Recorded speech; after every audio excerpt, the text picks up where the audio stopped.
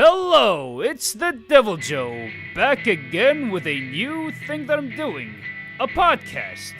And today's guest is the legendary Daniel Santos, previously known as Shintai, Mondo Cool here on the show, and but before we get into that topic, we're just gonna have him introduce himself quite a bit, and we're gonna be shitting on the Netflix DMC anime that I'm starting to have a divine hatred for the more I think about it. Ah, man, you're too kind. I don't know about legendary, but I appreciate it. But yeah, I'm Daniel Santos. I'm a YouTuber. I've made videos on Devil May Cry. I've been a diehard Devil May Cry fan since the very first game, before any of the other games in the series came out. I've been playing this series for 24 years at this point. I was really looking forward to this. That's longer than I've been playing it for, man. That's way longer than I have been playing this series for. I mean, I started with Devil May Cry 3 back in 2011 when I was a teenager, when I was 13 going into 14. Yeah, I mean, I like I said, I was really young at the time. I think I was 11, 12 or something. I was probably too young to actually be playing Devil May Cry 1, but I didn't care. Now that's one hell of a childhood. I mean, dude, if I have kids myself, I'm gonna get them into Devil May Cry from that ripe age. I mean, get them early. The most responsible thing. Yep, exactly. I'm gonna get them into this series early, man. That is what I'm gonna do personally if I ever get to having kids. Dude, I vividly remember when Devil May Cry 3 came out, and I was in high school, and that game became my personality. Just straight up, Devil May Cry 3 to me was the coolest thing to have ever happened. I'm in my 30s now. Devil May Cry 3 is still the coolest thing.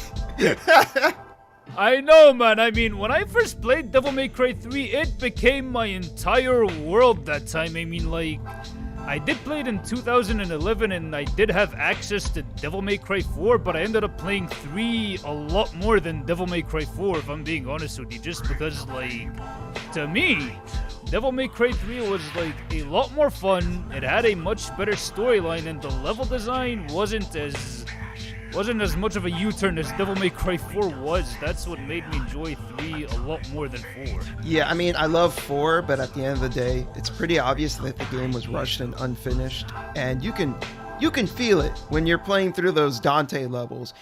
3, by comparison, feels like a complete experience from start to finish. It feels like a complete game. It is, even with the PS2 limitations. I mean, if anyone is listening right now and they have a PC port and they have the Devil May Cry HD collection on their PC, you better download the Crimson mod. I mean, it literally turns Devil May Cry 3 into a brand new game, and it gives it a lot more new moves, so you have much more of a reason to go back to Devil May Cry 3 once you download the Crimson mod. For sure. I haven't gotten around to the mod yet. I think I'm gonna wait a little bit for them to iron out some of the bugs, but I am stoked to play that mod once it's done, because it looks like they've taken Devil May Cry 3 and almost remade it. That's how big of a jump it is. I mean, the only thing they'll be missing if you'd end up adding some graphical upgrades, right? Mm-hmm. And then if you do that, it's there you go. You're already playing a Devil May Cry 3 remake. You already remastered it on your own. For sure. So yeah, I highly recommend the Crimson mod. I highly recommend it, especially to a lot of fans of Devil May Cry. Yeah, I'm hoping that the Crimson mod kind of inspires other modders to come out of the woodwork and be yo, we need to get in on this action. We need to help prop up DMC3 even more. I'm sure it's gonna do that. I'm sure it's gonna have that exact effect, man. I am pretty positive about it. But yeah, I think we're getting a little off track. This is about the anime. Oh my god. The travesty, which we all wanted to like, but our hopes and dreams, I mean, like, here's the thing. Yeah. At first, I thought it was alright, but the more I think about it, the more it pisses me off to my very soul. I feel you on that. Now, I haven't rewatched the Madhouse anime since I saw it back when it came out, so I can't personally really compare it just because I don't remember the old anime that much. I just remember the old anime being okay. You know, it was alright. But it's all good. It's all good, man. I ended up like rewatching the Madhouse anime through like the course of different time frames. I mean, like even when I was in high school, I watched it a few times, the Madhouse anime, and even like into my college days, I still like rewatch it from time to time. I mean, like, it's not the best Devil May Cry thing, but it's a guilty pleasure of mine. I mean, I still really enjoy the Madhouse anime, and I really like, in my opinion, the Dante of that show would be a very good template if they ever decide to remake Devil May Cry 2. That Dante is an excellent template that they could literally use to make that version of Devil May Cry 2 Dante, in my opinion. I think you brought up something in your video that Dante felt like he was mourning the loss of his brother after DMC1, and I think that's a cool angle. Like, I think there's something there to work with. So if they ever remake DMC2, I think there's something there for Capcom to like flesh out. Yeah, there's like a template for them to use for like how the personality is. I mean, how like the wisecracking nature is balanced by the, oh yeah, I've seen this one way too many times, and it's like, for real, you're literally still looking for the power of Sparta. I mean, doesn't any of these demon fellas come up with anything original? I mean, yeah. I think that's what Dante 2 would have been like. I think that's kind of what DMC3 was also making fun of with Arkham, because like Arkham is not the final boss for a reason, right? Like, he's just another schmuck that's just feeding off like the power of Sparta, and even Virgil's like, you know, clearly this cannot be the main event, and Dante's like, yeah, you're right. You know, this schmuck is not the main event. Yes and no, because like DMC3, that was literally like the start of Dante's career as a demon hunter.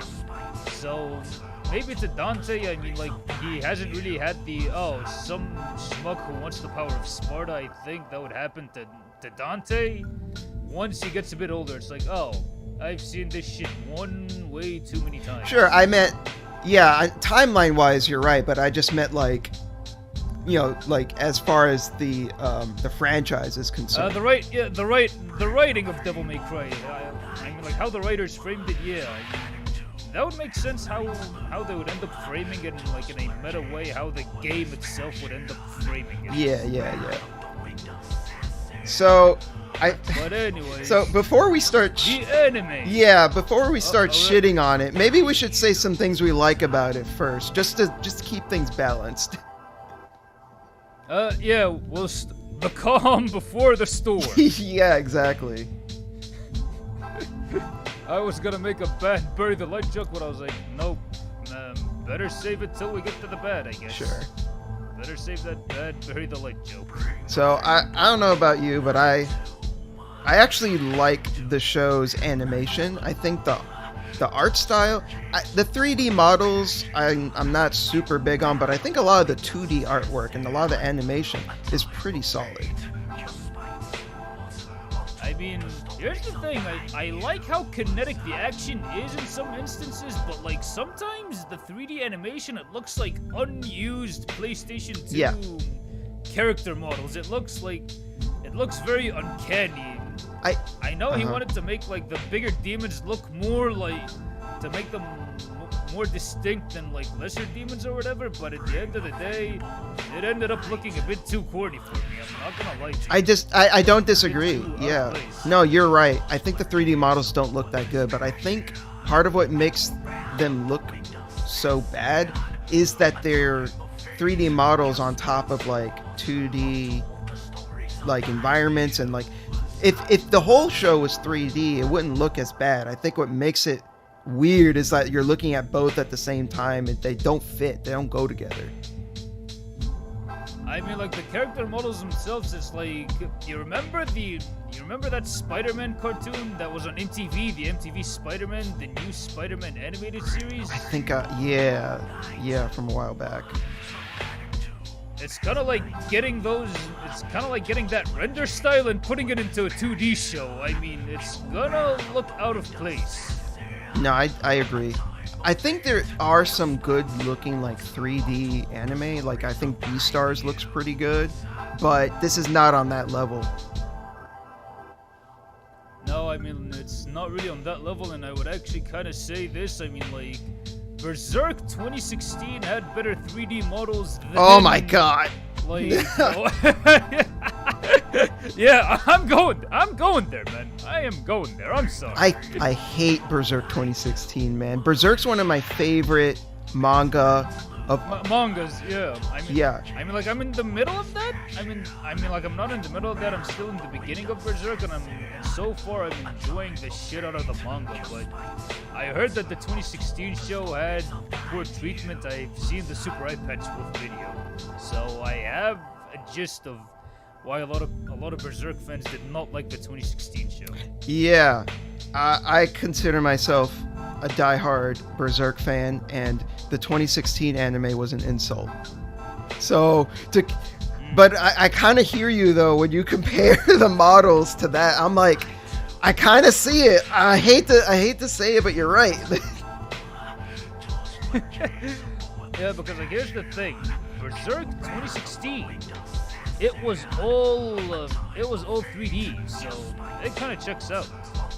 Yeah, because you're right, because at least it was all 3D, as opposed to this, where it kind of goes back to what I was saying before, where I think what makes the demons look worse is that it goes back and forth, and it's jarring to look at. Yeah, I mean, it's kind of out of whack, man. It's kind of like very uncanny valley, and it's like, okay, man, now this... I thought we were going to start with saying nice things. No, wait, I mean, for some reason, I mean, like... Okay, here's a nice thing that I'm going to say. Right. The voice acting in the show is pretty well put together, and I like how Johnny Young Bosch voiced Dante, because if anyone does not know, they were going to pick him for DMC3 Dante before they settled on Ruben Langdon. They were going to pick John. He was in the cards for Devil May Cry 3. Yeah, I actually didn't know that. So that is really cool, and this does in a way kind of feel like a glimpse into that like alternate timeline of what if Dante was actually voiced by Johnny Young Bosch. And you know what? Yeah, I think he does a good job. I just think it's weird because like, what if they introduce Nero in like a later season? Who's gonna voice Nero? Yuri Lowenthal. That would be pretty funny. That would be pretty good. It would be even funnier if Ruben Langdon does Virgil and Dan Southworth does Nero. I mean, I don't really think that Ruben Langdon as Virgil, it's not in the cards because like they got someone else to do Virgil. I know, but that would have been funny. It's like reversing the roles. Because, like, no, I have to be a visionary. Yeah. So I'm gonna reverse the roles. But yeah, I would say something I liked about the show is not all of them, but I'd say most of the fight scenes are pretty good. In particular, I think one of the best fight scenes in the show was inside of Dante's Devil May Cry. Like when they're all the apartment. Yeah. When they're all trying the apartment. In the apartment when they're all trying to attack him, And they're all trying to jump him. Yeah, that was pretty cool. That felt like more accurate DMC3 Dante. It felt. Yeah, and the song choice was really good when they started playing Rage Against the Machine. I was like, all right, this is a good energy. The fight, it was animated well. Like, this is cool. Yep, it's giving off that DMC3 Dante vibes, and I even thought the one-liner of, like, when he's shooting along with the mercs, like, in the same direction, and he's like, who are we shooting at? I was like, yep, that is Dante. That is definitely Dante. Yeah, exactly. Like, moments like that made me like the show. I was like, okay, this is good. Like, this is the vibe. Like, this is Devil May Cry. It's kind of silly. It's over the top, but it's also fun. Like that. When I think of Devil May Cry, like, that's the most important thing, right? Like, it's supposed to be a fun time. It's supposed to be fun. Exactly. It's supposed to be a fun time, and it's supposed to be wacky, crazy, kind of goofy, but it's like the sort of goofy that you watch and just, like, enjoy and come out of it with a shit-eating grin. Yeah, exactly. And, like, to be fair, like, in the game, they do have moments here and there where, like, the characters get real, right? Like, they'll have a sincere moment. But, like, I think those sincere moments work because most of the time you're having a good time. And then when it hits you, it's like, oh, shit. Like, it hits you suddenly, like, whoa, that actually hit me right in the feels. Yeah, exactly. It makes it more effective because you don't see it coming. And then when it does, because you've spent so much time having fun with these characters, you care about them. And then when you have a moment that's real, you're like, oh man, that hit. You know, there's actually one cutscene in Devil May Cry 3 that literally summarizes every single point, that literally does every single thing that you just said in only one cutscene. That when like Dante shows up and he finds Lady grieving over Arkham's corpse. Yeah. And then she's like, that man, did you kill him? And Dante's like, so what if I did? And he's just like goofing around and just toying with her. Yeah. And then she's like, no, you don't get it. It's about family. It's something that you as a demon can't reason with. I mean, you know that scene, Yeah, right? no, I know exactly what scene you're talking about, yeah. I mean, like, you're already having fun when you see Dante just toying around with Lady, and then all of a sudden when she just, like, breaks it, it hits you, and the feels, like, just like that, all of a sudden. Yeah, she flips it, and it's like, oh, wait, like, this is real, like, this is... Yeah, a lot of it is fun in games, but, like, this is, for Lady, like, this is the whole reason why she's here, right? This is actually why she's here and why she's putting her life on the line. Yeah, that's why she's somewhere where she should not be. Yeah. So that she could actually rectify a wrong that her father did. And it parallels with Dante's own story. No, 100%. I think that's why Lady works so well as a character in Devil May Cry 3, because she's kind of like, she acts as like this reflection of Dante in a way, but like going in a different direction, and like there's like these parallels between them. I mean, like, yeah, I mean, their circumstances, Dante and Lady's circumstances are different, yet they are similar at the same time. I mean, yeah, they're literally going in parallel. Exactly. But Lady doesn't work in the show, Nope. But we're gonna leave that for later in the podcast. I don't know how much later, because I'm already running out of nice things to say about this show. No. Okay, one nice thing that I'm gonna say. Kevin Conroy, may he rest in peace. He did a really good job with VP Baines. 100%. I mean, he's a standout of the voice cast. No, you're right. 100%. He was the GOAT. May forever rest in peace. He did a great job. I wish his final performance was in a better show, but he was easily one of the best parts of it. So he gave it his all. He did a great job. You know, I mean, when I was like a teenager in high school, I mean, like, a voice cast came up in my mind, and I thought, like, my God, this would work incredibly well if they ended up having Kevin Conroy as Sparta. If Sparta shows up and he was voiced by Kevin Conroy, that would be cool. That would have worked so well. I mean, it would fit. I mean, Yeah. there's like, there were times where I was like making random Devil May Cry fanfiction in my head, like random like pieces of Devil May Cry fanfiction, and some of them involved Sparta showing up, and the voice that came out of my mouth, not out of my mouth, I mean like in my brain, out of Sparta's mouth, if that makes any sense, is Kevin Conroy as Sparta, and I was like, my god, that would work so well, but again, wasted potential that Capcom did not take advantage of because they want to make more Resident Evil, I guess. I mean, I do love Resident Evil, but man, Devil May Cry needs more love.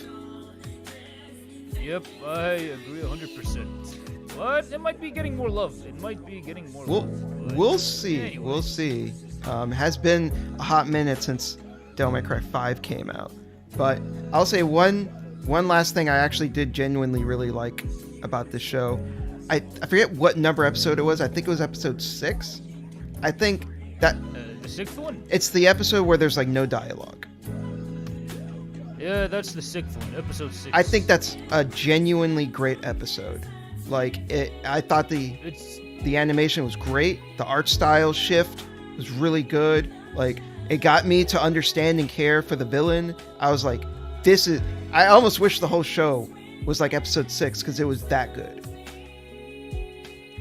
Not necessarily like episode 6, but like, I kind of wish that the episode was, that the entire show was better written. Yeah. And it did a better job of respecting the actual source material instead of whatever the hell that was. I didn't mean like the whole show should have been like episode 6, but like of that quality is what I meant. Oh yeah, I see what you mean. I mean like, here's the thing. I like episode 6. It's the best episode of the entire like 8 episode run. But at the very same time, right? Mm-hmm. At the exact same moment, it's kind of the thing that made the show a lot worse. What do you mean by that? Because okay, what made the White Rabbit in the show a pretty good character? What made the White Rabbit kind of compelling? It led to the shitty ending where they had like American Idiot play. Yeah. We're gonna get into the other half of the show because like the circumstances that were set up into making this character, the circumstances were the thing that derailed the show 100%. It derailed it. It had a pretty good start, but then as the show went on, it got more and more and more and more derailed. Yeah. No, when you put it like that, you're not wrong. I think the show would have been fine if this whole like demon refugee subplot. If they cut that entire subplot out, I mean, like, it would have been a lot better without it. It would have done a lot better without it, if I'm being honest with you. I think what makes that whole thing a lot worse, at least for me, is they made the demons look cute and they made them look like really like they basically made the demons look like people with horns to get you to feel bad for them and to sympathize with them. And it's like, isn't that, I don't know, kind of like emotionally manipulative of them? Like, they knew if they had the demons just look like regular demons, we wouldn't feel bad about them, right? Exactly. I mean, like, if they had them look like the demons from Doom, it's like, no, we wouldn't really feel a thing for them. But like, they had to make them look like humanoids with cute little tiny horns. I mean, look at how tiny they're harmless to make you feel for them. Yeah, and it's weird because like there are still demons that are like that. In fact, some of the demon refugees are eaten by other demons, which is crazy. Yeah, I mean, they literally are, man. But I mean, like, but like, here's the thing: the ending was made much worse because of the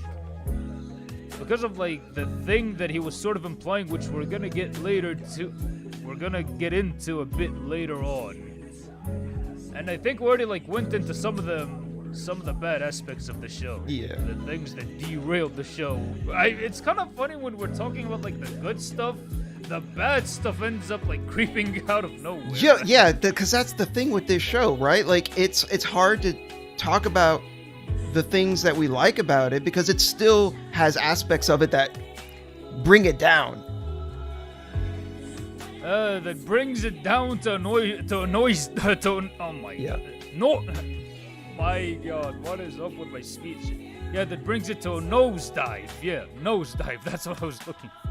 So, and here's the thing too, right? Because I think some people will be like, well, you should look at the show as its own thing, right? Like, and try to judge it on its own merits. But the thing is, I feel like there's not that much to talk about except for how it acts as an adaptation. Like, I think it's hard to appreciate this show for what it's trying to do.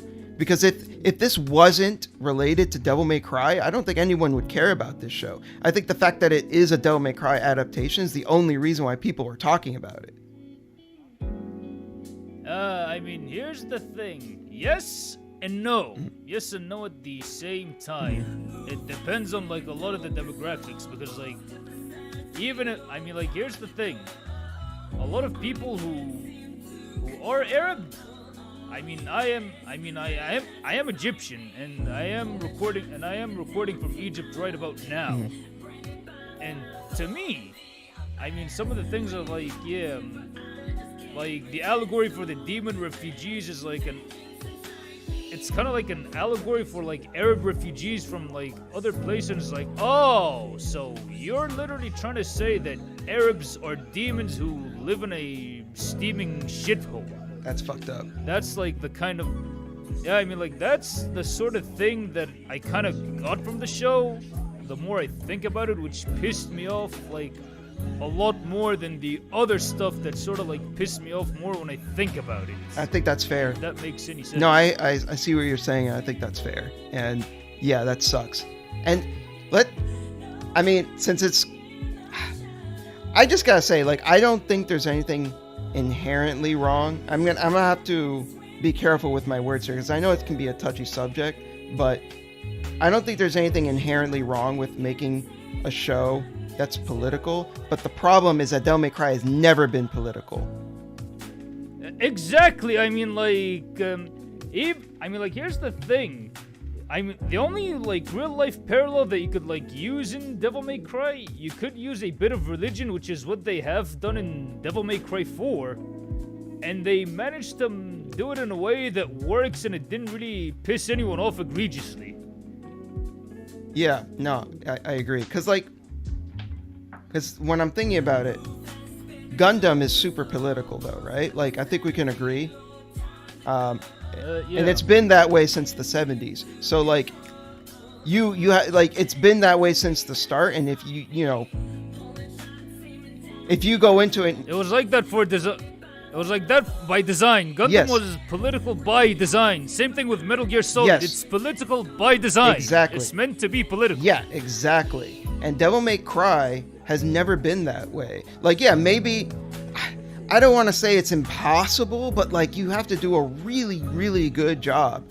But because that's just never been a part of the series. The series has always prioritized, again, like having a good time, and at the core there is this message of like the indomitable like human spirit that overcomes, right? Like the thing about like the indomitable human spirit, it's a very universal message that anyone in any part of the globe can actually get with and vibe. Yeah. I mean, it is a very universal message. Because like here's the thing. Devil May Cry has never been polarizing in any way, shape, or form. Yeah. If anything, I mean, I would understand how anyone can be polarized by some of the politics in Metal Gear or even Gundam. I get how, like, some people could get polarized by it, but things like Devil May Cry, it was never meant to be political, and the message itself, it's universal. Anyone can vibe with it. Exactly. It doesn't matter where you're from, it doesn't matter where you're from, or what part of the world you're or what language you speak or whatever. It's like, if you end up playing these games, the message actually sits right home with you. 100%. And I think that's part of what makes these games feel so much fun, and they're so empowering, and they're so meaningful, right? And a problem with the show is the show has moments in it that like genuinely made me feel uncomfortable, and I can't think of a single moment in Devil May Cry that made me feel uncomfortable. Like that's not the right vibe. That's not what the series is about. I mean, like, sure, Devil May Cry did have violence and gore. It's an M-rated game after all, but at the same time, the game itself didn't make you, like, it didn't really have anything that made your skin crawl or anything, or that made you go a bit queasy or anything like that. It did not have any of that. Yeah, but in the anime, you have that one scene. So we were talking about how some of the demon refugees look really cute. There's like little, like children, demon refugees, and they get you to feel. And some of them look quite Arabic, actually. And here's the thing about like Arabic society. The thing is, I mean, a lot of them don't really like being equated with being demons, because like these societies are very religious societies. Most of them. I mean, like a lot of Arab societies are. So when he was like making that statement, so when Addy was making that statement, and it was like, yeah, I'm drawing a parallel between the Iraq War and like the U.S. military invading hell or whatever, and Ouroboros is now Abu Ghraib prison for some reason, right? Yeah. Okay, he was trying to make a statement, but that statement is something that would ultimately backfire and would piss off like a lot of the people who are already fans of the original material, because like if anyone does not know, Devil May Cry is quite popular over in Saudi Arabia, and also like in some Gulf states, and like a lot of Arabs do like Devil May Cry. I mean, a lot of people around the world love Devil May Cry, so. Now, yeah, like it's really weird, right? Because the president in the show, I mean, he's barely in it, but like he's very clearly supposed to be like Bush, and I'm like, what?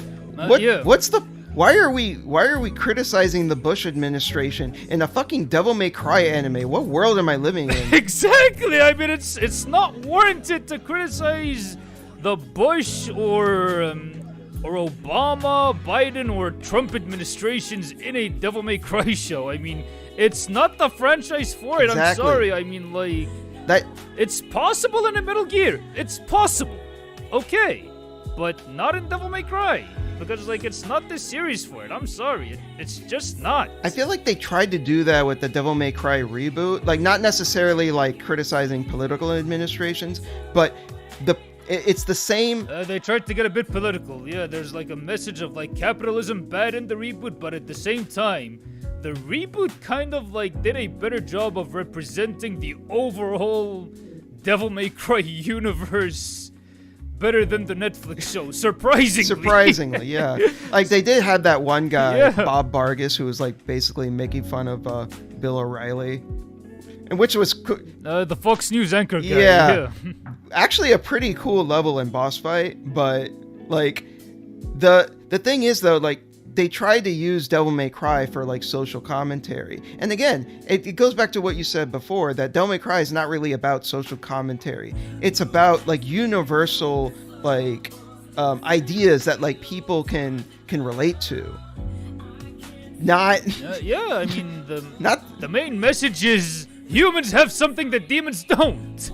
And it's like there are humans who could be as evil as any devil and kind and compassionate demons. And the thing is, it's called Devil May Cry because, like, the overall universal value is in the title of the franchise. Yep. It's what Dante named his shop after.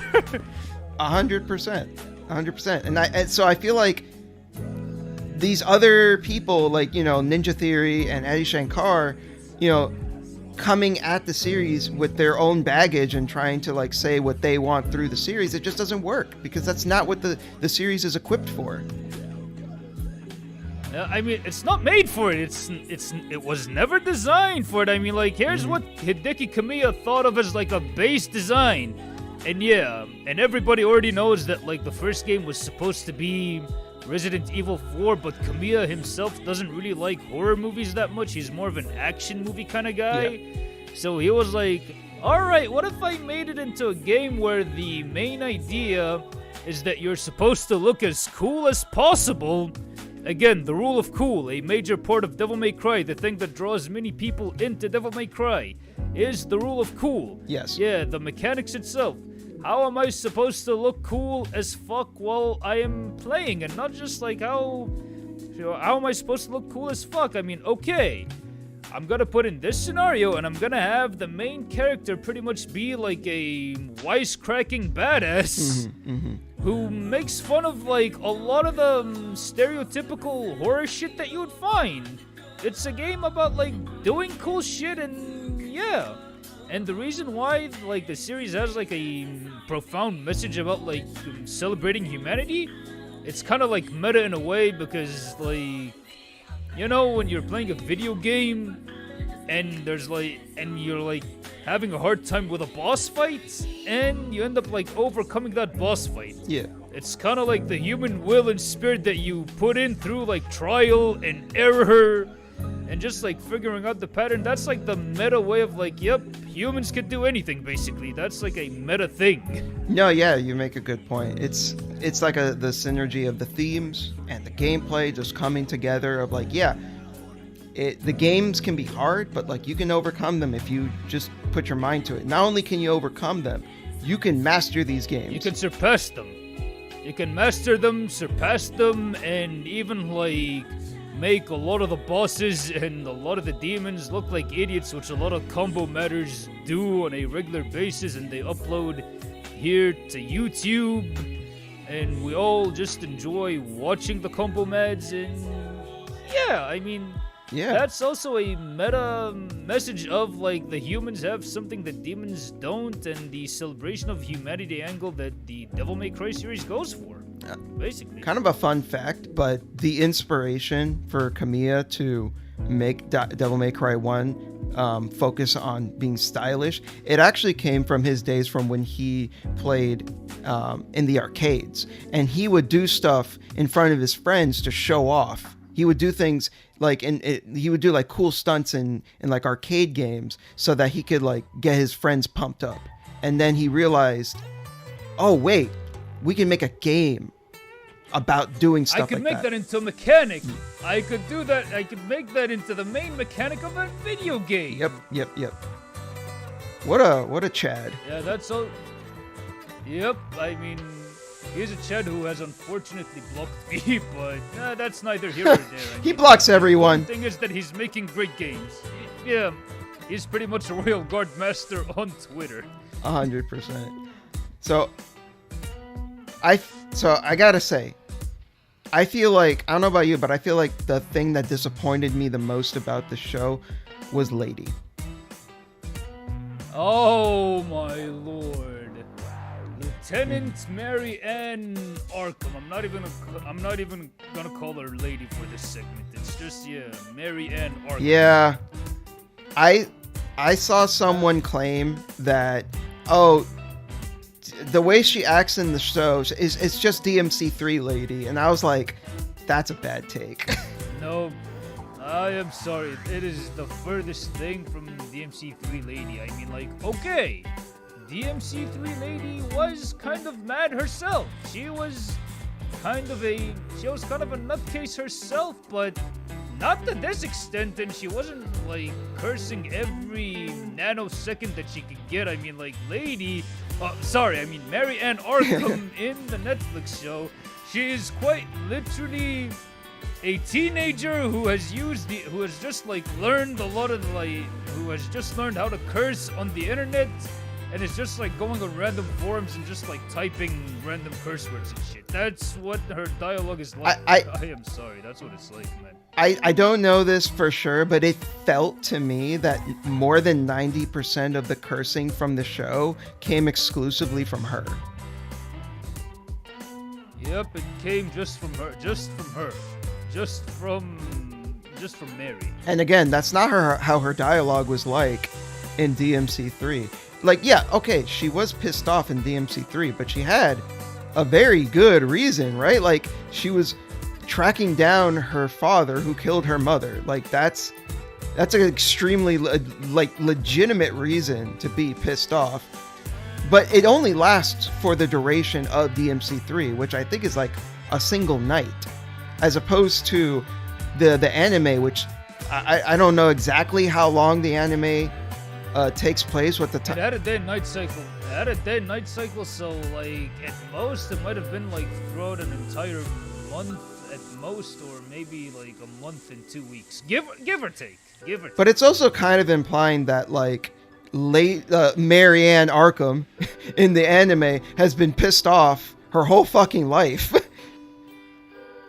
Yeah, and like Arkham was presumably dead by episode 6. I mean, like yeah, which was mostly a flashback, and Arkham was presumably dead. I mean, like she could have been traumatized, but in a different way, I guess. No, and I kind of get what they're going for. It's like, okay, her dad turned into a demon, so now she hates demons. But like,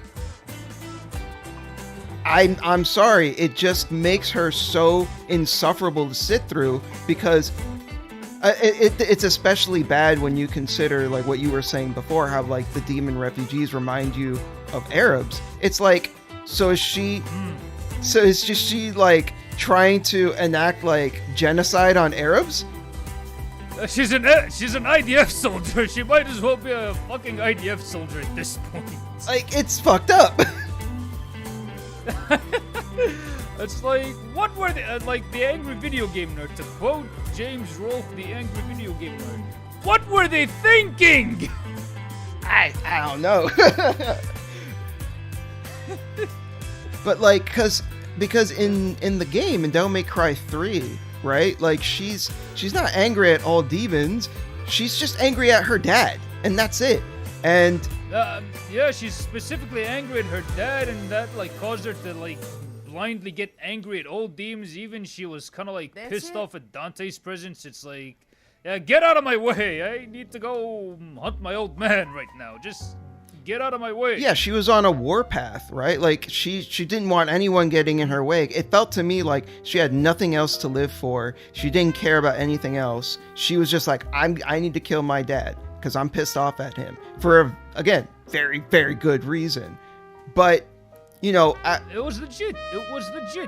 But then, even like right after that, she like even slightly before that, she starts to mellow out, and in the other, she starts to calm down. Yeah, and then in the other games in the series as well, she doesn't act anything like that. She's chill. Actually, Lady is the most chill member of the Devil May Cry crew. I mean, like, here's the thing. Mm-hmm. The most, like, egregious thing that she does is, like, pile up on Dante's debts, really. That's the most egregious thing that she does later on in the series, if anything. Okay, but, you know, we give her a pass because she's awesome. I mean, if anything, maybe she might be a bit justified. I mean, he did blow up her motorcycle that one time, but, I mean... Yeah, true. It was just lying there, and you had to get back on the tower somehow. And, yeah, motorcycle, vroom, vroom. Motorcycle go vroom. Pre-Cavalier. Yeah, because I think they wanted to give Dante a motorcycle as a weapon since Devil May Cry 2, which is why there's like a random cutscene of him driving a motorcycle in DMC 2, and they just couldn't get it working until Devil May Cry 5. Because PlayStation 2 limitations, and I think they could have like made it work in Devil May Cry 4, but they were like too tight on time. They didn't have time to think about it at the time, I think. Yeah, I guess. Yeah, DMC 4 was like on a really tight budget, yeah. Really tight deadline, yeah.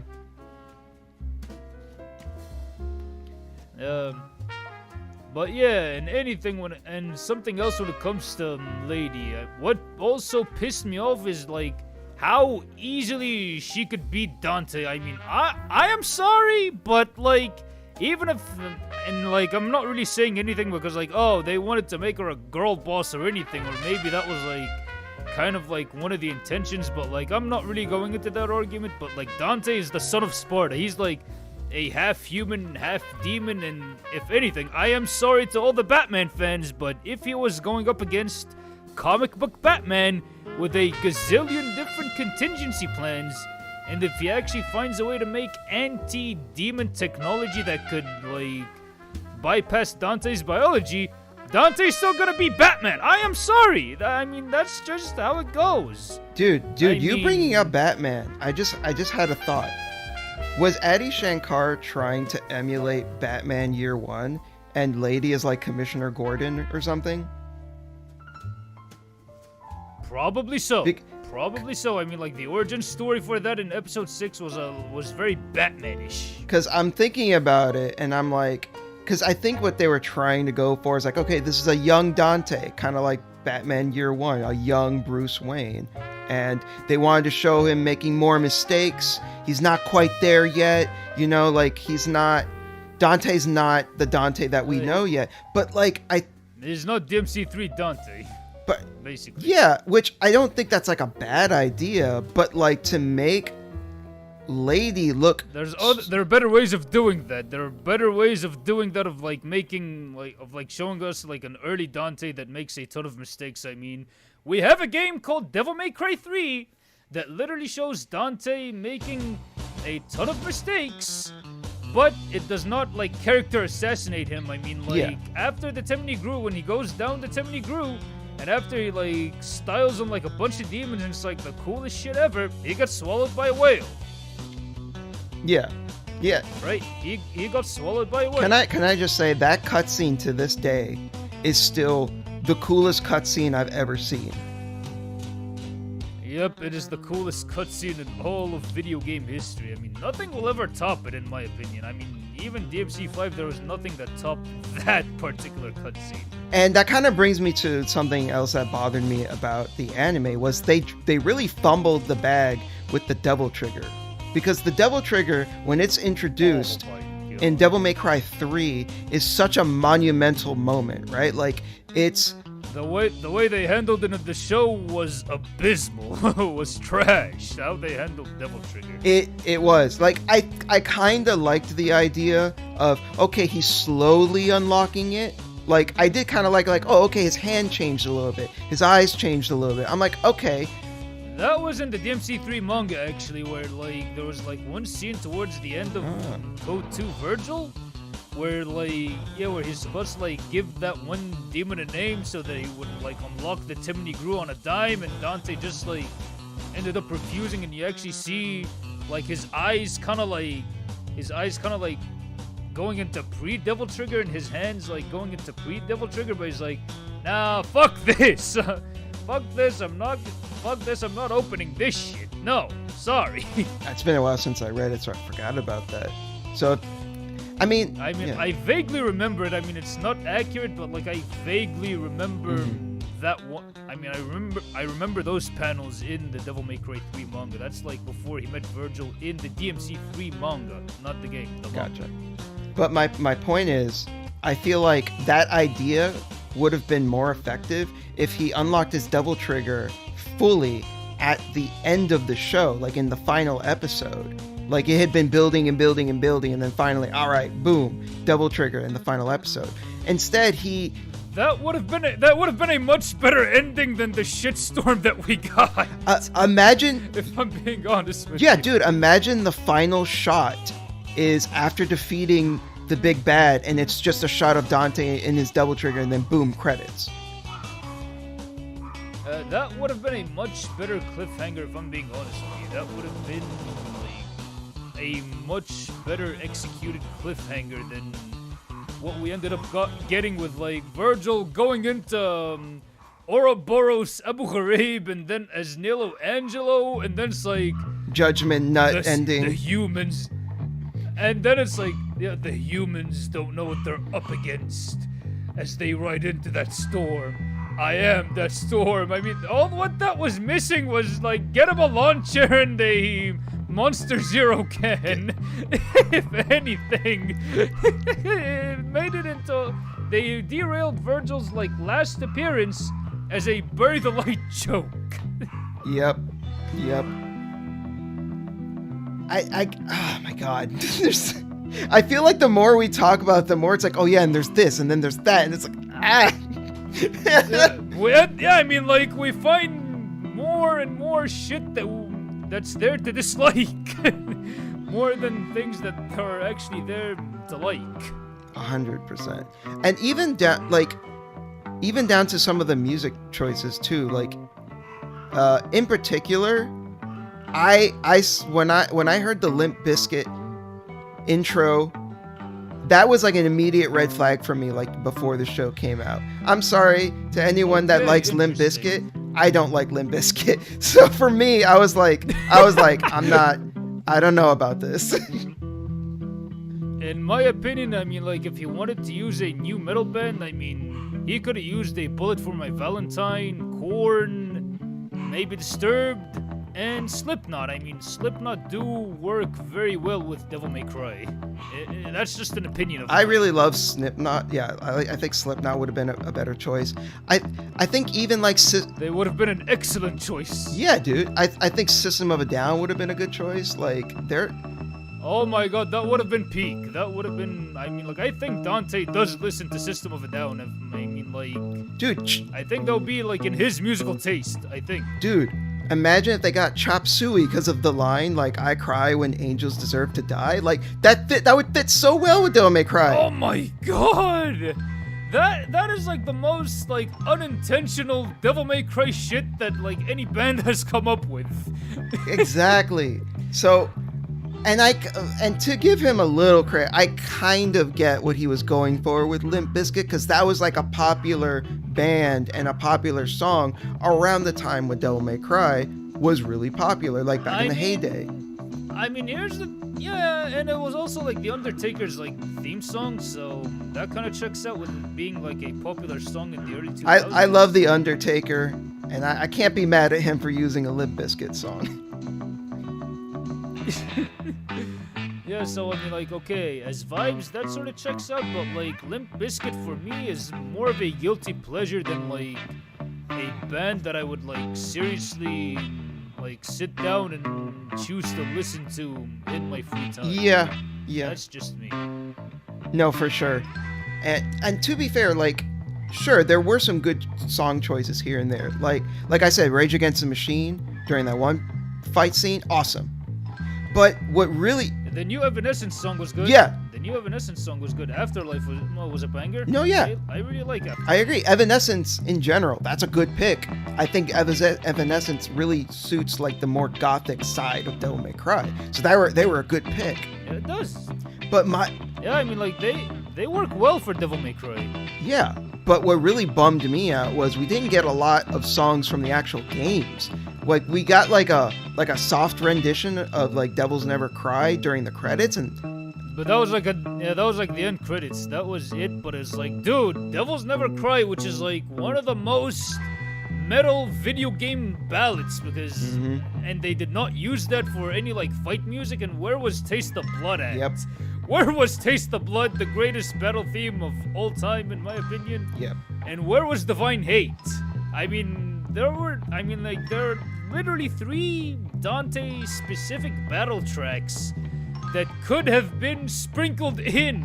You had Taste the Blood, you had Divine Hate, and also the legendary Devils Never Cry. You had those 3. You could have found a way to sprinkle in the more heavy metal aspects of these songs into the fight scene. You could have found ways, but you just didn't.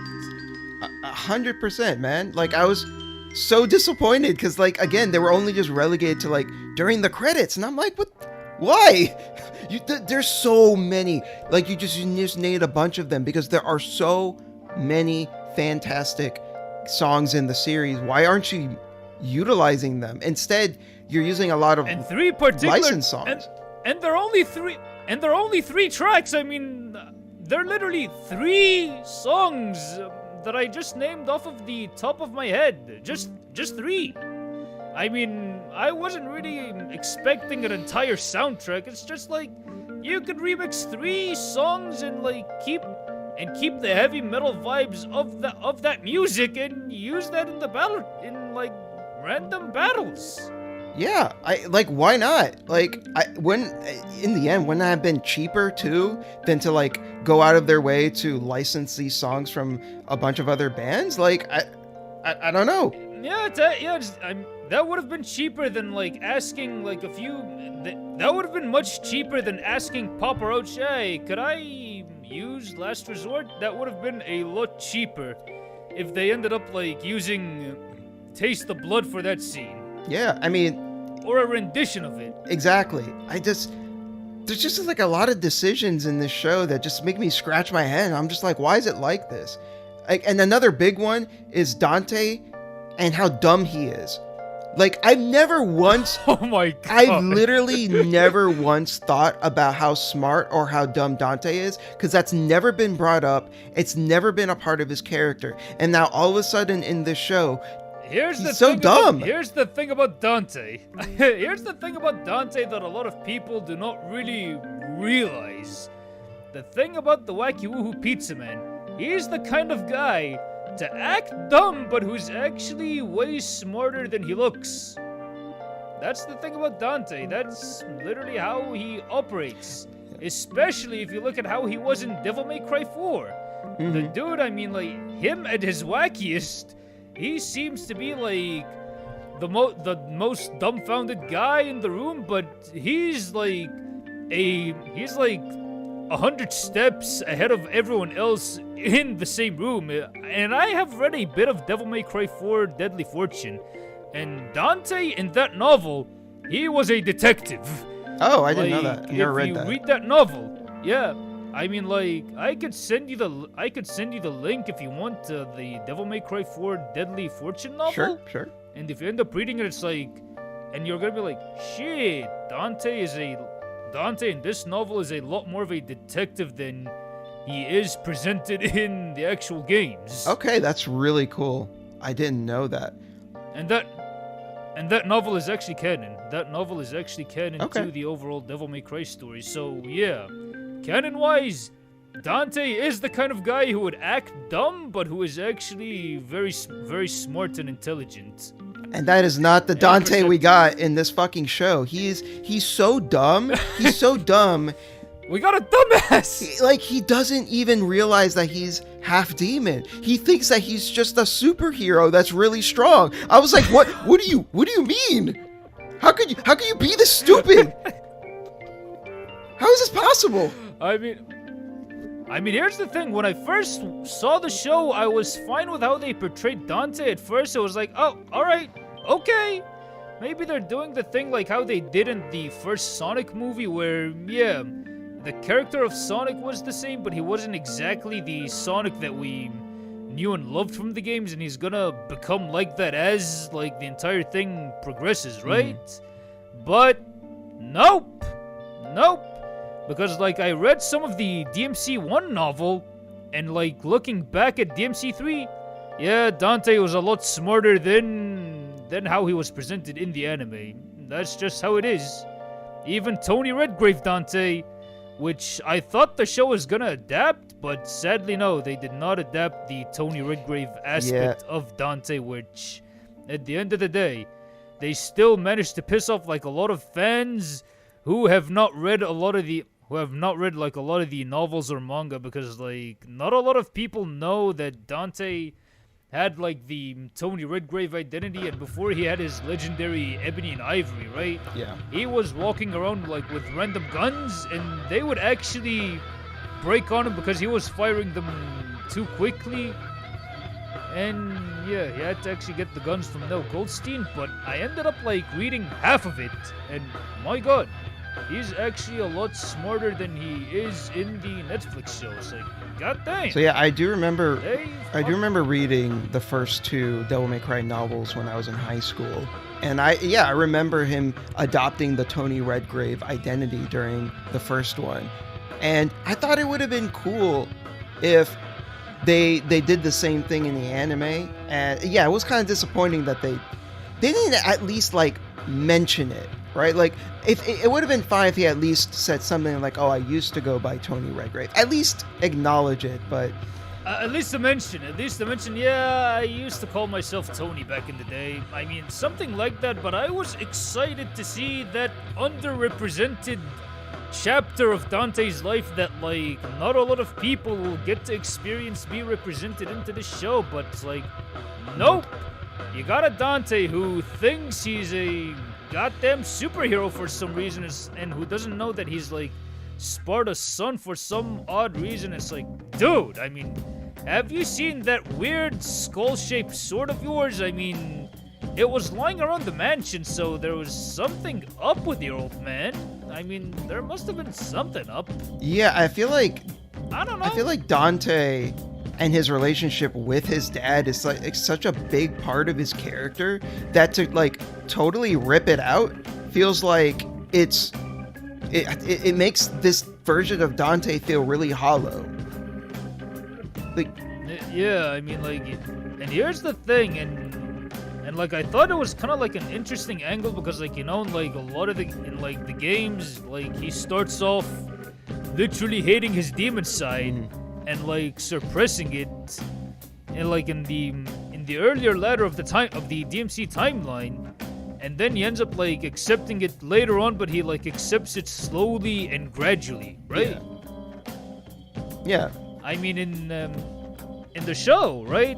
It kind of like, I mean, like after he sort of like gets his devil-triggered hand, he's like, yeah, I think I'm the son of Sparta. He starts to accept his dad. I mean, like he starts accepting his demonic lineage like right off the bat. It's like, isn't a part of Dante's character like learning how to deal with like self-loathing and like overcoming that aspect of who he is, and like accepting that as much as he is human, he also needs his demon half, because like both of them are pretty much who he is. Isn't that like the entire point of his character arc? Yeah. I mean, a big part of Devil May Cry 3 is the fact that like the Dante and Virgil chose to grieve over their mom in like very different ways, right? Like Dante, you know, it started to resent the demon side of him, while Virgil wanted to embrace it more because he felt that lack of power that he had in that moment to protect his mom. Like that's what actually got her killed. Yeah, that's what got her killed. That's Virgil's ideology. Even like his ideology to Dante in DMC3, he literally said that outright to him. It's like, foolishness, Dante. Foolishness. Might controls everything. Without strength, you can't protect anything, let alone yourself. That's literally Virgil's whole ideology. Yeah. That's why Virgil like refuses his human side, and he ended up like stabbing himself with the Yamato to like remove his humanity completely. Whether Virgil realizes it or not, he was talking about his mom in that moment. Like he's still grieving for her, and he can't accept that he wasn't strong enough to protect her. And this is what this whole power trip has been about. It's been about him having the power not just to protect himself, but to protect his mom, which he failed to do. His mom. Yeah, and that's why he actually wanted the power of Sparta, and he didn't really care what the aftermath of attaining that goal was. I mean, he didn't really care about like the aftermath of him getting the power of Sparta. All what he cared about is just getting the power of Sparta. He did not really care about what's gonna happen to the rest of humanity or whatever. He did not care. No, yeah, because he's completely just like focused on this idea because of the trauma that he went through. Because like, dude, losing your mom like that fucking sucks. Yeah, exactly, and like especially like finding out that you ended up like losing your mom to the guy who had like a huge grudge against your dad for some reason. That sort of like pisses you off, and like you find like a way to deal with that tragedy. Yeah, only for him to be enslaved by Mundus. Jesus. Oh my god, that something else just got brought up. I mean, yep. Why in the name of heaven or hell, is Virgil a willing slave Yes! of Mundus in the show? Why? In why? DMC1, he was brainwashed, right? Like, he was under Mundus's control. It was the worst chapter of his life. I mean, have you read the Devil May Cry Visions of V manga, or have you not read that manga? Because I have, and it showed you, like, the process of, like, how Virgil turned into Nilo Angelo. I have not read it yet. In some of the earlier volumes. I've heard really good things about it, though, so I'm gonna make time for it soon. But yeah, I heard it was really good.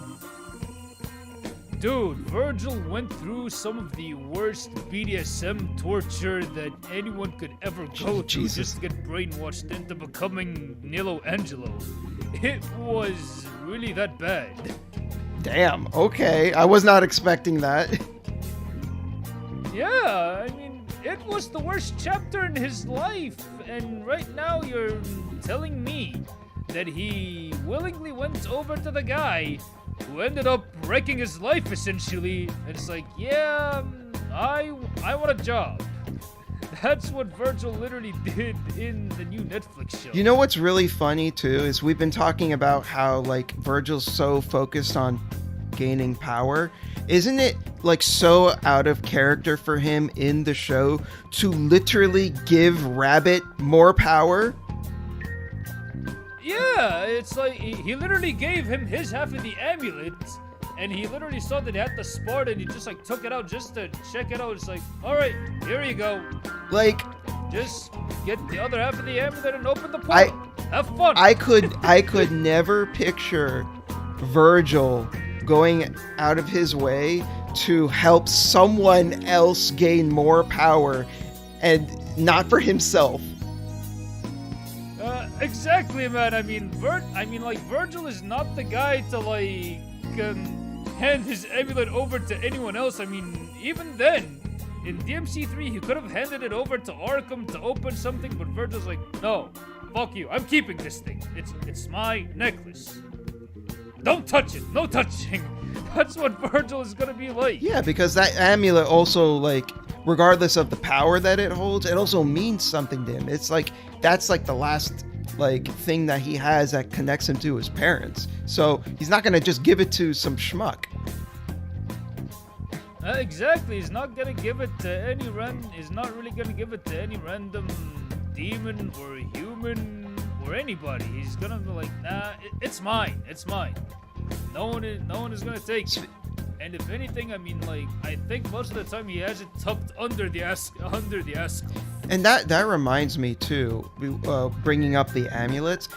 Something else that really bothered me about the show is that there's so much needless exposition that explains the science behind everything. I felt like my brain would tune out every time a scientist guy would just go like, oh, well, the amulets are actually made of blah, blah, blah. And then, you know, I'm just like, I don't care. Like, what is this? Like, Technobabble. It's like, what the fuck happened to magic in the video games? It's magic. Demon magic. Yeah. I mean, isn't that more than enough? It's like you have random artifacts and there we go. How does Dante have demon infinite magic. ammo? That's He's just it. actually shooting demon magic. Demon magic. Exactly. That's it. It doesn't need to be more complicated than that. Yeah, and it's like, oh, how does Virgil like end up shooting like spears that look exactly like the Force-Edged sword? Demon magic. Don't overcomplicate it. It's just demon magic. Yeah, like that's it. The show is like, no, what they're doing actually isn't magic. It's actually really advanced technology, and I'm like, what? Why? It's like, fuck off, man. Fuck off with this advanced techno. I mean, like, here's the thing. There are pieces of media where Technobabble has its place, and some other pieces of media where Technobabble makes no sense. With Doom, it's okay to have the Technobabble in Doom.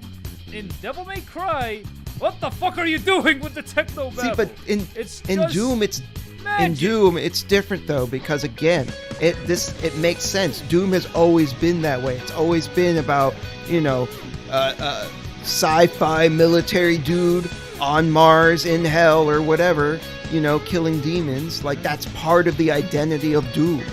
It's not part of the identity of Devil May Cry to have a bunch of fucking technobabble about shit we don't care about. Exactly. I mean, here's the thing. Even Devil May Cry 4 and to some extent Devil May Cry 2, there were some science-based elements. I mean, like, you have Agnes and also you have Nico in Devil May Cry 5, but like, I don't really think that the science that they would pull off is 100% like science, like sciencey science. I mean, like, it's only like 20% or 10% that is like techno-babbly science, and like the rest is just figuring out demon magic. Right, it's not a focus though. It's just like, it's just kind of there for like flavor text. But like in this show, there's like multiple parts where they just kind of sit down and just like exposit this shit, and I'm just like, this is so unnecessary. It just doesn't need to be there. It's like you're just like overcomplicating shit that didn't even need overcomplication in the first place, and no one, when they were like playing Devil May Cry 1, 2, 3, 4, or 5, were like, wait, what is the scientific explanation of Dante shooting infinite bullets, basically? Yeah, like, who cares? That's my explanation. Yeah, it's like, it's just demon magic, and it's just fun. It's just fun, all right? Yeah, because it's just for funsies. I mean, because at the end of the day, right, the real explanation is, as a gameplay mechanic, it's more fun for the guns to not have limited ammo, because that would get in the way. If it was still like a Resident Evil game and you had to pick up ammo, that would make the combat a lot less enjoyable. So Kamiya realized that sucks. Yeah, and all of his wisdom when he was testing out the ammunition, it's like, what would be better? Infinite ammo. Yeah, infinite ammo. It's way more fun that way. Exactly. There doesn't need to be an actual explanation for it. Okay, whatever, it's demon magic. Fine. Yeah. For some reason, I have a feeling that in season 2, they're gonna like try to make a big explanation of why he has like infinite ammo. I don't want to hear it. And get this, I have a feeling that like in the next season he's gonna be called Tony Redgrave. In the next season. Okay. How they might as well make him in. So. They might as well make him into the Alucard of Darkcom. They might as well make Dante into their Alucard next season. So next season, how are you feeling about it? Like, do you think they can make it better than season 1, or do you think it's gonna be even worse? You know that Slipknot song where it's like all hope is gone? Yep. You know what? I feel you on that. All hope is gone. I think That is how I feel. I mean, it's not like the other points of the lyrics where it's like, we'll find a way when all hope is gone. No, it's just when all hope is gone. That's it. Yeah, like, on one hand though, I'm also like, it can't be worse, right? Like, can it? But then it's like, no, it can be worse. They probably can fuck it up even worse. Well, it's by visionary Adi Shankar, so anything is possible. I'm still gonna watch it. Might be better, might be worse. I'm still gonna watch it because I'm a Devil May Cry fan. Out of curiosity. Yeah. Watching it out of curiosity. But yeah, my hopes are in the gutter as well. Like, it's they. I might find myself pirating it though. Like. Yeah, no, I don't blame you for that. It's a shame because I didn't finish the Castlevania anime, but I saw like the first 2 seasons, and I liked what I saw of it, and I was like, okay. They were pretty good. Yeah, I think they had the atmosphere on point, the animation was good, I like the fight scenes. I was like, okay, like this is the right, not the right vibe, but like the right atmosphere. Yeah. The right atmosphere for Devil May Cry, and I also had the same feeling where it's like, yeah, maybe I could trust these guys with Devil May Cry, and then like after watching the first season of Castlevania, I ended up like seeing that he ended up like getting the rights to make an animated Devil May Cry show, and I was like, fuck yeah, that's what I was like back then. But now after seeing it, it's like, oh god, no. Yeah. This is complete trash. Yeah. No, I was initially I was excited too, but like he dropped the ball on this one. I gotta say.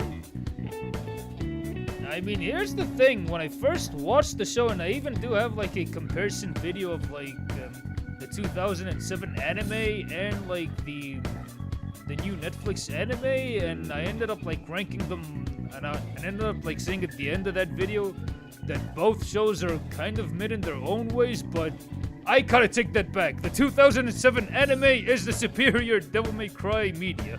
The 2007 one. It is the superior Devil May Cry media. If it had a bigger budget and if there were better action scenes, it would have surpassed Cowboy Bebop. I don't agree with that. I'm sorry. Cowboy Bebop's one of my favorite anime. I don't know about that, Chief. I mean, it could have if it had a bigger budget. That's the thing. It's like, it could have, but it's not even like close to Cowboy Bebop because it was under budgeted. I don't know. I feel like even if it had a bigger budget, at least for me, because Cowboy Bebop's one of my favorite anime of all time. I find it very hard to believe. It's still the GOAT. I find it very hard to believe that that there's not a lot of anime that I like more than Bebop. So I don't know.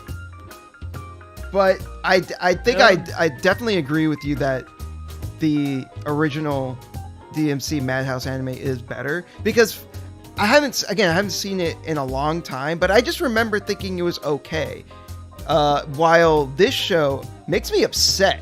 Like, I'm just mad about it. I'm just like, and the more when you think about, the more you think about it, it maddens you so. It makes you more pissed off. Exactly. Like as opposed to the Madhouse anime where I'm like, oh, it was all right, it was there. But like this show, it's just like, they fucked this up, and they fucked that up, and this is wrong. And why the fuck is Lady such a bitch? Yeah, well, and why the fuck is Dante getting his ass beat to him by the same character who in Devil May Cry 3, he was literally just like having fun with? That, why?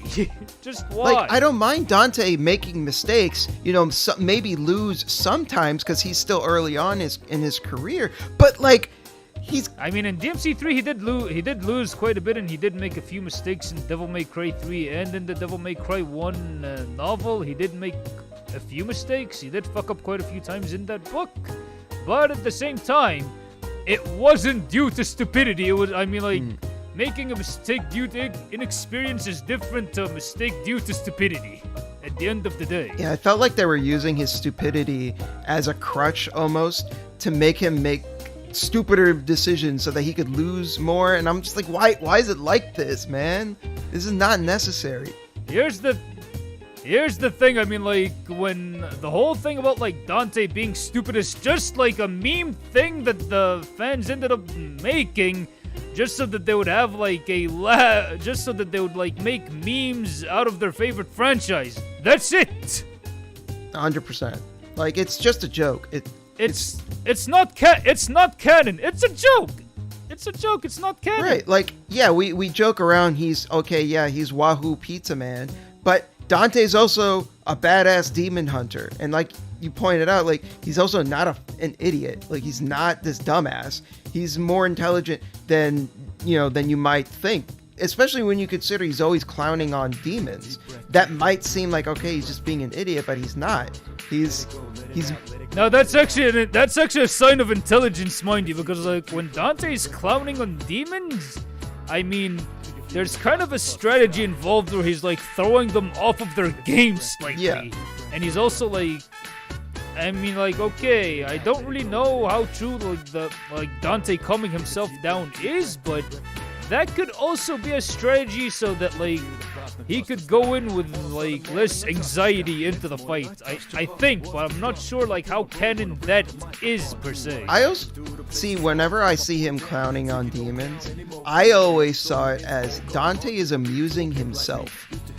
Like, he is Yes, exactly. That's what he's doing. Exactly. He's also doing that to entertain himself. Because I think a lot of people misunderstand Dante. I've seen people say Dante's trying too hard to be cool, and I'm like, no, you're wrong. Dante doesn't care. He doesn't give a shit about anyone else's opinion of him. At the end Exactly. Of the day. He doesn't care about trying to look cool for anyone else. He is just clowning on demons because he thinks it's funny. It's fun for him to do it. That's all he cares about. He doesn't actually he's not, like, there's no actual audience around. Like, we see it because it's a video game, but like in universe, he's just doing it because he thinks it's fun. Because he finds it fun. Yeah, because he just wants to have fun and he doesn't want to get like bored and shit. That's why. He does it because he does it for his own amusement, for his own entertainment. Exactly. And that's why we love Dante, because he isn't trying too hard to be cool. That's why he's the GOAT. Yeah, he's the GOAT. He's not trying too hard to be cool. He simply is being himself, and that's why we like him. Yeah, he's just being who he is, and he doesn't give a shit about... He actually does not care about being cool, and I'm gonna say this. He doesn't necessarily care about being stylish too much, because, like, when he's, like, showing off with the weapons, right? He's just... I mean, like, he's testing it out, and he's having fun with the weapon, with, like, the new toy that he just got. That's it. He's just having fun with a brand new toy. It's like a kid getting a present on Christmas Eve. He's just having fun with the present. That's how. Exactly. So I got to ask you one thing. Have you ever seen The Raid? Wait. I have heard of it, and I do want to see it. It's a martial arts movie, Yes. right? I do want to see Yes. that. The only reason I bring it up is because you know the episodes where Lady and her team get locked inside of the apartment building? I remember that one. Yeah, I remember that one where she's like locked. My bad. Locked in with who was it? Cavalier. Yeah, Cavalier and and the kid. Yeah, that sequence is like a total rip-off of The Raid. Oh. Yeah. Literally ripped off the raid. Yeah. And nowhere near as good. Nowhere near. Nowhere near. Well, it's a good thing that I have not really watched the raid, because like I'm about to. I mean, like I might as well end up watching that after we're done here. Because, dude, it like, rules. Me myself, I'm a huge fan of action movies. Myself. And You won't be disappointed. I might give that one a shot because I heard so many great things about the raid. It's one of my favorite action films. It is balls to the wall and some of the most insane stunts that I've seen in an action movie. Like, when you see people get fucked up in that movie, you feel it. You're like, holy shit. Like, you'll see people being thrown to like this hard concrete on tables and like on the very edge of it, and you're like, oh my god, that guy just got fucked up. Oh my god, I'm excited. It's so good. Now I'm excited even more.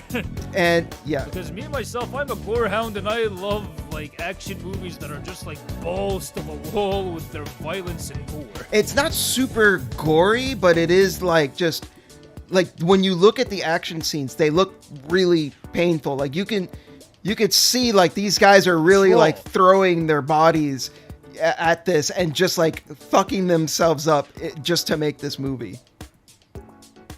Raw and live action. That's the shit that I live for, man. And especially with the John Wick movies, because like that is like my favorite mainstream sort of action films that are coming out right now. Yeah, the raid also like has this grit to it, you know, like it's got this like atmosphere to it where it almost looks like not found footage per se, but it does look like it's got that kind of style to it where it's a little more lo-fi. There's no CG or anything like that. It is just martial artists just fucking themselves up in this movie. It's great. Oh, this is the shit that I live for when it comes to action movies, dude. This is the shit that I live for. Why have I not watched the raid sooner? You won't be disappointed. I'm gonna have to rectify that. Yeah, dude. I'm gonna have to rectify it. It's 100% your shit, I promise. Oh my right. I'm gonna watch it after this, man. Sounds good. But yeah. Do we have anything else to say Anyone, about this? if anyone wants a young Dante experience, I'm gonna tell you a few better recommendations. Okay. All right. Read the Devil May Cry 3 manga, Volume 1 and 2 Volume 1 Code Dante and Volume 2 Code Virgil, and also play Devil May Cry 3 with the Crimson mod added, and go through the whole story. I mean, that is literally like a much better young Dante experience than whatever the hell the Netflix show was entirely, if I'm being honest with you. I'm gonna have to agree with that. And like credit to where credit is due. I mean, the good thing that came from the Netflix show, a net positive, is that it got more people into the franchise. Yeah. That's like a net positive about the Netflix show. If I am being completely honest. You're totally right. Like, I saw the Steam numbers for like Devil May Cry 5 in particular, and they shot up. And I'm like, you know what? Regardless of how we feel about the anime, it got people talking about the series again, and that's a good thing. And yeah, it's a net positive. Net positive at the end of the day.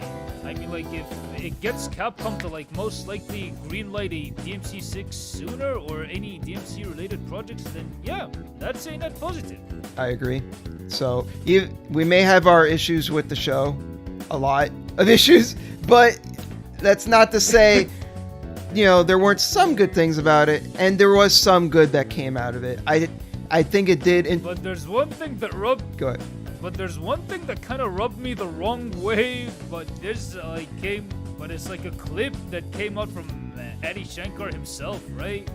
And it's like, you seen this clip floating around on Twitter when he was like, he's talking to Kenny. Him, wasn't it Kenny Omega that asked him? Might have been him. I'm not exactly sure who asked him, but like he was asking him, did you know about Devil May Cry 5 before it got announced or something like that? Something along the lines of that. And like what I heard that he was pretty mad that a Devil May Cry 5 was coming out. And I was like, the fuck, man? I mean, like, if any, and that was like before the DMC 5 E3 trailer. And if any Devil May Cry fan managed to find out about Devil May Cry 5 being in the works, like way before, way before Devil May Cry 5 itself came out, they would have, before like the announcement trailer of Devil May Cry 5 came out, they would have been ecstatic, right? Yeah. But the dude was pissed off, and it's like, I wanted to be the one to revive this franchise, not the next installment. I mean, that's the sort of vibes that I got from that like one clip of his. Yeah, I think the reason he said that is because I think he felt that way about what he did with Castlevania, and he thought he would do the same thing with Devil May Cry, and that it didn't turn out that way, which I don't know, man. That's kind of weird. He should have just been happy that Devil May Cry 5 was coming out rather than being like weird about it. Yeah, rather than being egotistical about like, oh my god, I wanted to be the one to revive the franchise. Yeah, rather than that. And like, but here's the thing. I mean, like, Capcom, that the live action Resident Evil movies are a thing. The ones that had like, what's her face, Mila Jovovich? Yeah. Those Resident Evil movies.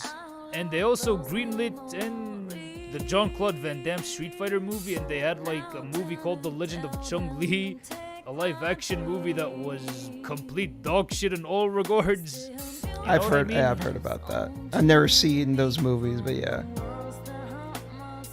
I've seen people talk about these movies, but like the thing with Capcom and a lot of other video game companies, I think how they end up like going with like adaptations of their work, it's like they do not mind having a negative, they do not really mind using it as negative marketing, where it's like, okay, the adaptation itself might be kind of shit, but hey, it gets people to talk about the game, about like our games, and it kind of like boosts our game sales, and that's what we want at the end of the day. Which is like a weird way to market video games because, like, I think Capcom, they're kind of afraid if they end up like making a solid Devil May Cry anime, that the anime might overshadow the games. I think that's something that Capcom might be afraid of per se. I mean, I don't know. I heard that there was a Dragon's Dogma anime that was kind of mid as well. I heard that the Onimusha anime was all right. So I don't know. Yeah, they don't really have a good track record of like anime or movies based on their properties, just in general.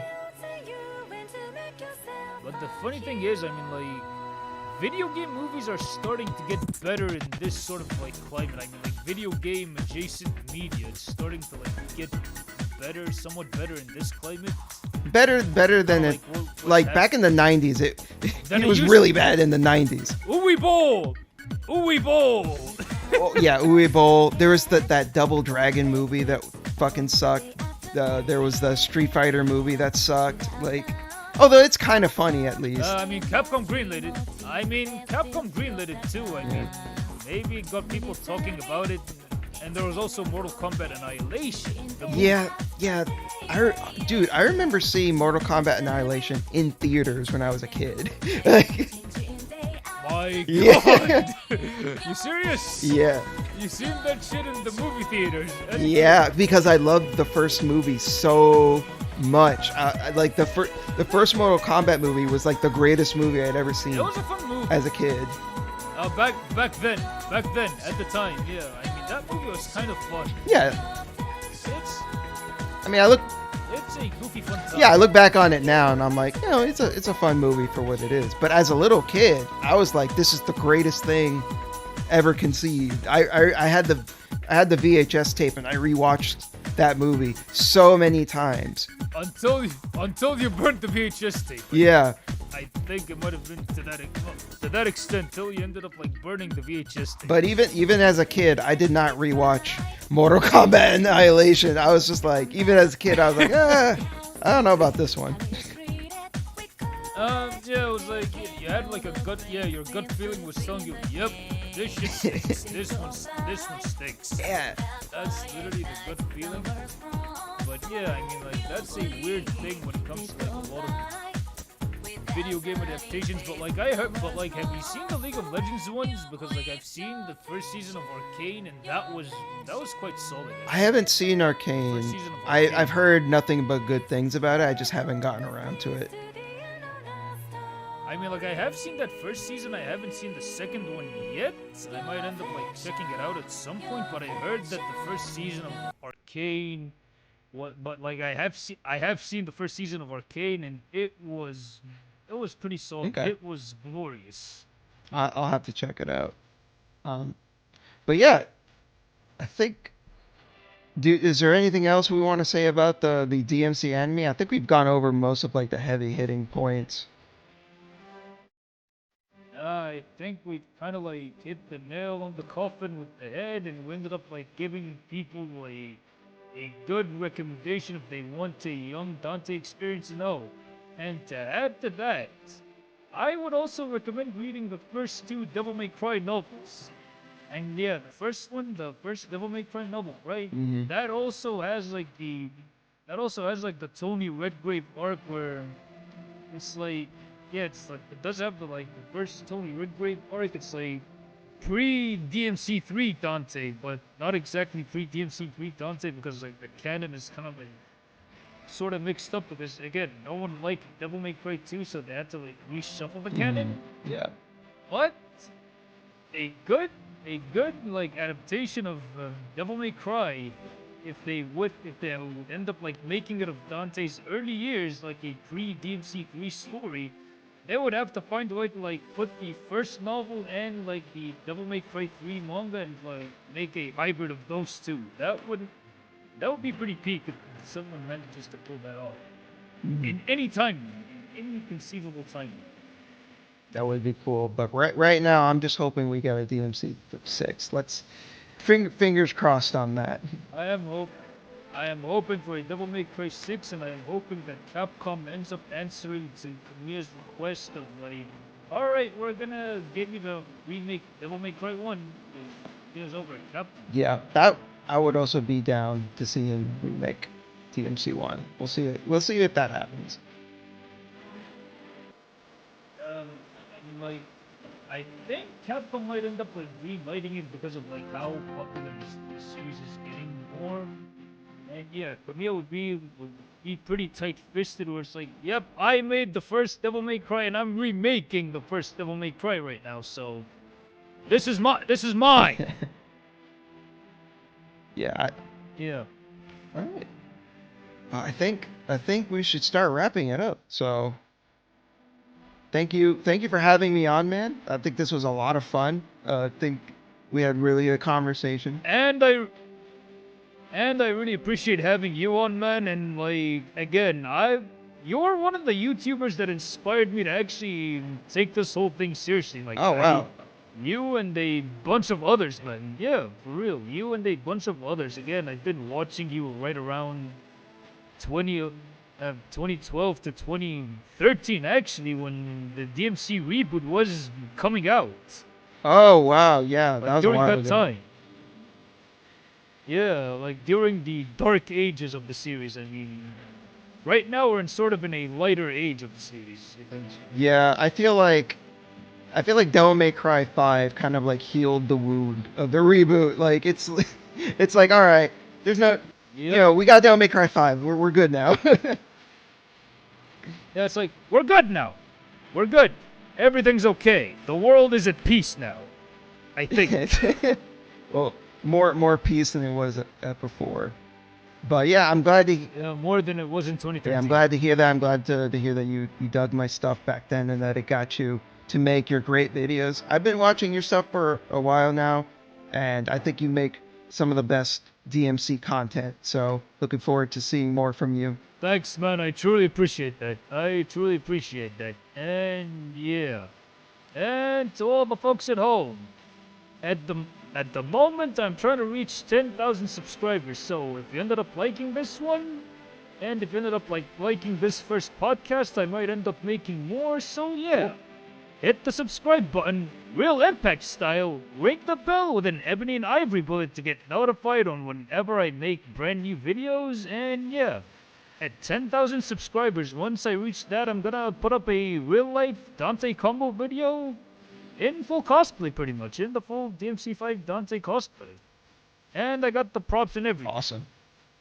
Yeah. Good shit. It should be some good shit. Good shit. And yeah. Catch every single one of y'all later, and bye-bye. Bye, everyone. All right.